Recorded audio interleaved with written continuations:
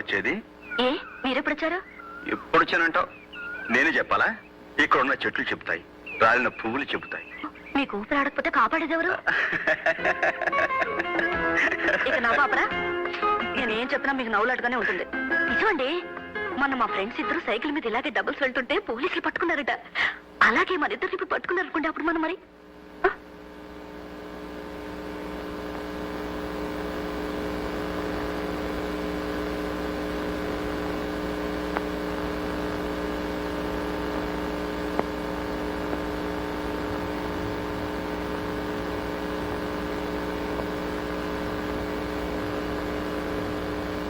నాన్నగారు, ఈ అమ్మాయి లలితని.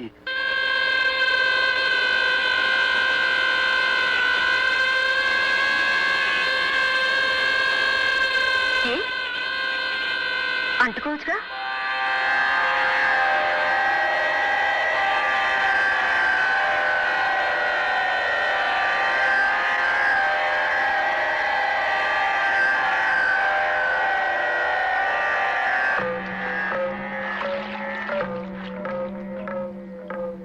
ఎలాంటి ఇల్లుది చూడు గాయత్రి.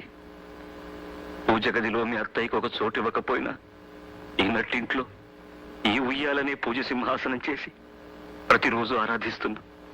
ఒక వరలక్ష్మి వ్రతం రోజు సాక్షాత్తు లక్ష్మీదేవిలా అలంకరించుకుని పూజ కార్యక్రమం ముగించి నా కాళ్లకు నమస్కరించి ఉపవాసం అలసటలో ఉయ్యాల్లో విశ్రమించింది నా భవాని. పోగుతున్న ఉయ్యాల ఆగిపోయింది, నా భవాని శ్వాస కూడా ఆగిపోయింది. ఆమె ఆదర్శాల మేరకు నేను నా ధర్మానికి కట్టుబడి అగ్నిహోత్రుడిలా బతుకుతున్నాను. అలాంటి ఇంట లక్ష్మి నడయాడిన ఈ నట్టింట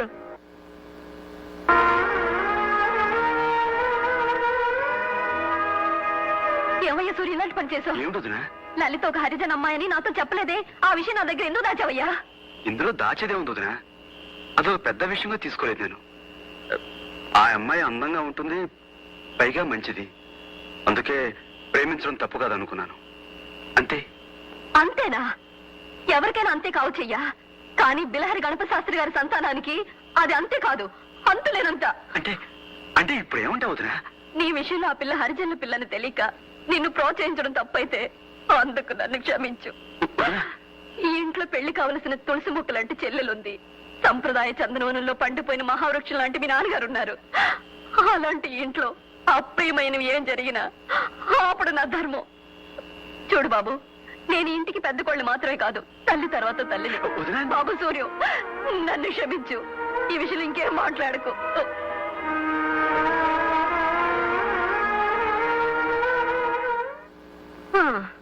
కొడుకులేని లోటు మీ వల్ల నాకు తీరిపోయింది. ఇటు తిరగండి. మూగబ్బాయి కదా అని మృదంగం నేర్చుకోమని మీ నాన్నగారు పంపిస్తే అత్తెరైన ఆ మూగ నోటితో నాదస్వరం నేర్చుకొచ్చి నిలబడ్డారు. చెయ్యి. మీ తమ్ముడు ఇప్పుడు అత్తెరి అరిజిన అమ్మాయిని పెళ్లాడితో తప్పేమిటో అంటున్నాడు. ఈ విషయంలో మీరేమనుకుంటున్నారో కాస్త చెప్పరేమిటండి?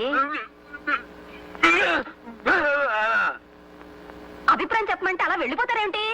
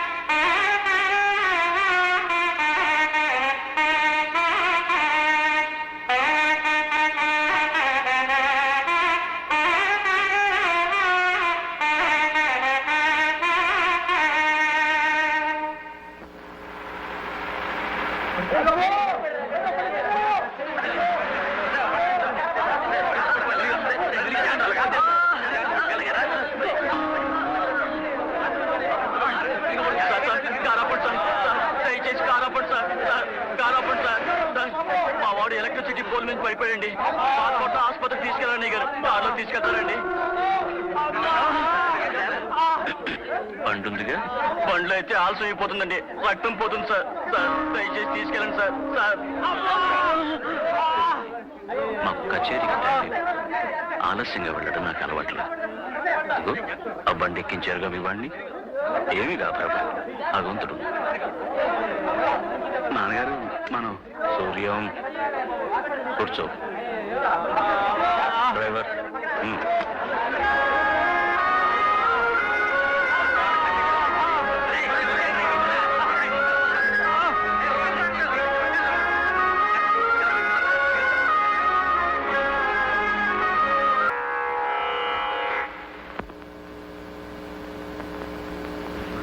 భవానీ, నీ కొడుకు గురువును మించిపోయాడు.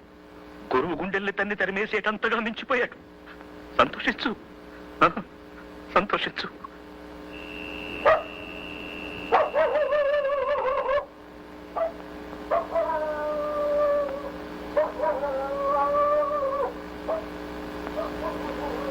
ఏమండి, సాయంత్రం పోల్ మీద నుంచి కింద పడిపోయాడే ఆ లైన్మెన్ ఎలా ఉన్నాడు? చచ్చిపోయాడండి. చచ్చిపోయాడా? అవునండి, అరగంట ముందు తెచ్చుంటే బతికేవాడని చెప్పారండి డాక్టర్. ఆడి చావుకి బతుకి అరగంట దూరం అన్నట్టు అయిపోయిందండి. ఇక దేవుడే ఆడి పెళ్ళాన్ని పిల్లల్ని ఆదుకోవాలండి.